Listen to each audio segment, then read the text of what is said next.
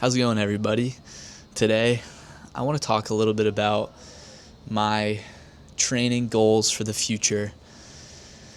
Obviously, I started this YouTube channel just about 3 months ago now, maybe a little bit longer, but it was because I had decided to sign up for the LA Marathon, which I just raced this past Sunday and was just absolutely incredible. What an experience. But I want to do a little debrief on that and talk about what I want to do for the future, because running that race, it gave me the bug again. The bug to sign up for another race, in another race, in another one, and start training for this and that. So I want to talk a little bit about the LA Marathon. I had done 12 weeks of training, 12 long weeks, early mornings, long runs, speed workouts, double runs, cross training. It was a long 12 weeks, and it was hard, but it was the most rewarding thing I ended up doing. It ended up being the most rewarding thing I've ever done in my whole life. Waking up at 5, 6 a.m. every day, every weekday before class, and cranking out anywhere from, 8 miles to 14 miles, and, saving my long run for the afternoon, getting up to 22 miles for my peak week, peaking at 70 miles a week. I never thought my body would be able to handle this, especially being out injured for over a year and having to cross train for 14 months straight. I arrived to school in September in the most pain I've ever been. I couldn't even walk without being in agony. To all of a sudden, 3 months later, I start this marathon plan, and my ankle, which has been bothering me for the last 14 months, it felt great. It felt ready to go, ready to run again. And I jumped right into things, and I increased my mileage quick. I went from 30 miles the first week to 70 miles, doing about 5-mile jumps every single week, which was probably a little bit more than I should have done. That was probably not the best advice that ChatGPT gave me that I kind of listened to. That was a big jump, but my body handled it like a champ, surprisingly, and we hit 9 weeks of building before a 3-week taper, which took me to last Sunday. And I arrived to LA, the expo, on Saturday, and the first thing I said to myself was, whoa, there are a lot of hills here. And I'd heard before, the LA Marathon is hilly. It's no joke. It's not a PR race. And I was like, yeah, all right. But it's only 1,000 meters or 1,000 feet of elevation gain over the course of 26 miles. It can't be too bad. So I stuck with my original plan of going for sub 3. And on Sunday, we arrived. We got up nice and early at 3:30 a.m. and we got there. We started stretching out. I drank a lot of water. And the days before as well, I had so many carbs, so many electrolytes, so much water, just because I wanted to make sure I was as ready to go as I could. But I arrived there Sunday morning, ready to go, and the race kicked off. And immediately at the start, there's this decent gradual hill followed by a big downhill. And the first 4 to 5 miles of the race, I want to say, there was a lot of downhills. And my goal pace for this marathon was 6:50-ish, just to get that sub 3 hour mark. And I started going out fast. I went out at 6:30, 6:40 minute per mile pace and I was able to hold that for the first 17 miles or so. And I knew off the bat I was going a little fast, and that just comes from experience and discipline. And the truth was, I wasn't really disciplined, and I wasn't really smart that day. I went out running faster than my goal pace was, and I thought I was invincible, as a lot of first-time marathoners do. And it ended up coming back to bite me, but that's all right. I learned so much about myself, about racing throughout the process that's invaluable, I think. So those first few miles, I felt great. I was cooking. The crowd was unbelievable. And then we hit the big hill, the biggest climb of the race, which came at around mile 5, I want to say. And you're going to see all the drummers. There's going to be so many people out there helping you get through. And in the moment for me, the hill didn't seem too crazy. It was obviously a very steep climb, but it felt like it went by pretty quickly. And that actually ended up not being the most difficult part of the race for me, believe it or not. And after we got that hill, we were just coasting. We were coasting for, another 8 miles or so, and I felt great. By the time I got to mile 12 or so, my average pace was probably in the low 6:40s. I was ahead of schedule, and I just felt unbelievable. And then through miles, I want to say 13 and 14, there was just gradual climb, and that was the worst part of the race for me. It was just this mounting climb. It wasn't steep, it was just steady and gradual, and that, I think, is where I lost my race. I was trying to maintain these paces that I couldn't maintain, and my heart rate was spiking. My heart rate for the second half of the run was probably at least 185 for most of it, and I was redlining, but I kept going. And the moment where I realized I wasn't going to hit sub 3 came at mile 15, where there was this huge downhill. It was like, negative 150 feet. You were losing of elevation, and this was the time where you were going to get your legs back. You were going to start to feel fresh again. You were going to get to maybe catch some time or build some time for yourself to spare, and I wasn't able to do that. I actually had to slow down a bit on the descent. Everyone was passing me because I just didn't have it in me. And after mile 16, 17, I looked at my watch, and I slowly saw my average pace just second by second increase.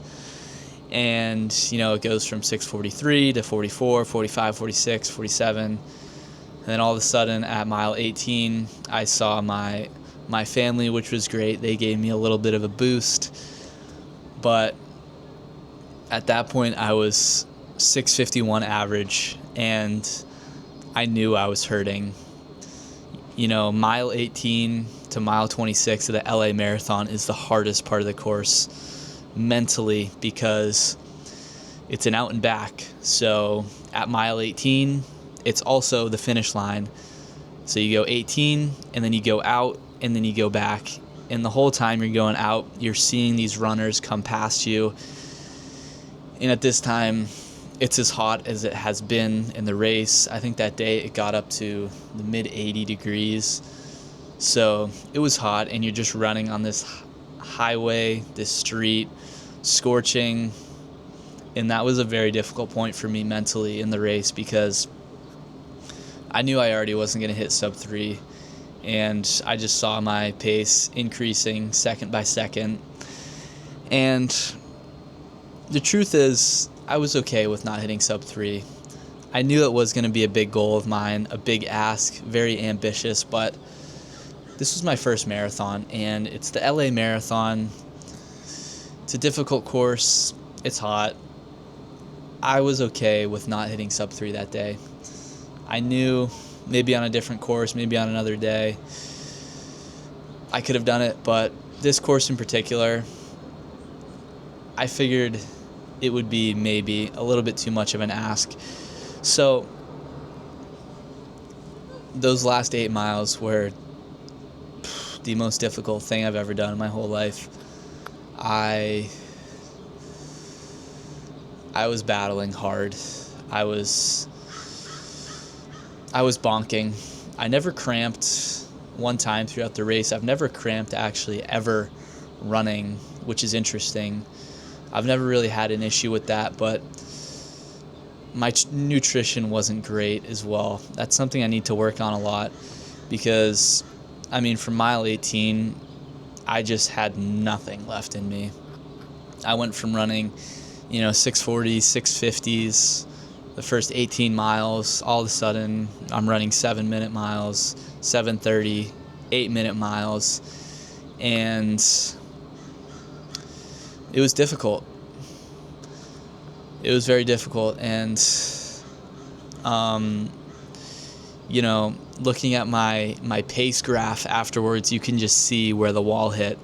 And it goes from, running 650s, all of a sudden 7-minute miles, 8-minute miles. And yeah, I learned a lot. I learned a lot this race. And what I will say is this was an incredible experience. I know I'm kind of talking down on everything about me, bonking and not hitting my goal and everything, but this was truly the most difficult thing I've ever done, the most rewarding thing I've ever done, but also some of the most fun I have had in as long as I can remember.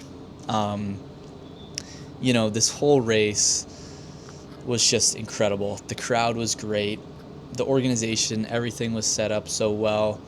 All the runners were so kind and nice. I was running with this guy for just about half the race, and we were both going for sub 3. I was talking with him. We were kind of helping each other keep on going, and eventually we both kind of came to the conclusion that it wasn't our day and it wasn't meant to be. But there's so many kind and lovely people, lovely runners, lovely supporters.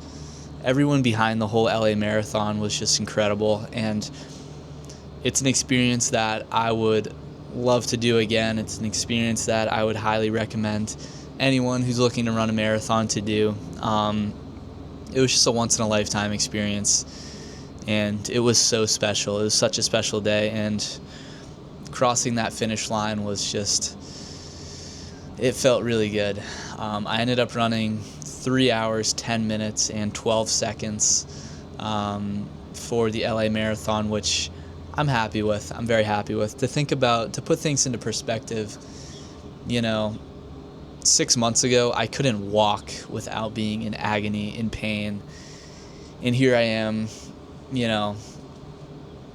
kind of complaining about not running sub 3 and running a 3:10. But yeah, when I look at it like that and I put everything in perspective, it really makes me see and appreciate how far I've come and everything I've been able to do recently, and just be grateful to be able to do what I love again and be healthy and just do what I love and what gets me up in the morning. And so the whole LA Marathon experience was just absolutely incredible this past Sunday. I had such a fun time, and that just made me want to sign up for another race. And I said to myself before the marathon, the week after the marathon, I'm not going to run at all. I'm going to take a whole week off. I'm going to let my body recover because I put a lot of stress on my body during this whole prep. And although, everything feels great or feels, as good as it can be, all things considered, I knew that I needed some time off and I needed to give my body a little bit of a rest. So I was like, okay, this whole next week, I'm just going to bike and maybe throw some swimming in there as well. And the first time I got back on that bike, man, did I miss it. It made me realize how much I missed cycling and biking. And although, nothing to me comes close to running in terms of just pure joy and fun and excitement and making me happy, I did really miss the bike. And what that made me think of is Ironman 70.3. So, of course, I start looking for races, both here in California and near Massachusetts, where I am going to be, where I'm from, and it really gets me thinking if I should sign up for one of these. And I'm already signed up for another marathon in August. It's a much smaller marathon. It's called the New England Green River Marathon. And it's a very common Boston qualifier. And a big goal of mine is to run the Boston Marathon. And I've kind of set my sights on running it next year, which might be a little ambitious. But this course, the New England Green River Marathon, it's a very Boston-friendly course, very PR-friendly. It is downhill. And obviously I know, I wouldn't count this marathon if I ended up running a very fast time. I wouldn't count this because it is really a downhill race, and merely the only reason I signed up for it was to qualify for Boston, and to have the opportunity to qualify for Boston. But with that being said, I'm just not sure if that would be the right thing for me. I can always, cancel it and get my money back. But I really have my eyes set on a 70.3.